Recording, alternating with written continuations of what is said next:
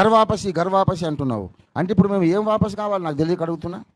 శూన్యములో భూమి వేలాడుచున్నదని నమ్మడం మానేసి భూమిని ఏనుగలు మోసినాయి, ఏనుగలనేమో తాబేలు మోసిందని చెప్పి మతంలోకి రావాలన్నా?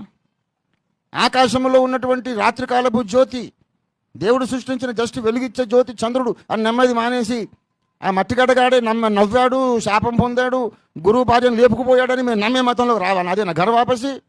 ఇప్పుడు మేము గర్వాపసి అయిపోయి ఇదంతా కాదు, ఆ అగ్నిగోళము మన కనపడకపోయినా గుర్రాల మీదనే తిరుగుతున్నాడని మేము నమ్మే దాంట్లో రావాలన్నా మేము? ఏంటిది నీ ఉద్దేశం గర్వాపసి అంటే? మా ఆడపిల్లలను జోగిని వ్యవస్థలోకి తెచ్చే ధర్మంలోకి రావాలన్నా? ఏంట్రా గర్వాపసి? అసలు సిసలైన గర్వాపసి ఏంటంటే దేవుడు మనకిచ్చిన వదిలిపెట్టి నువ్వు మూఢనమ్మకాల్లోకి పోయావు.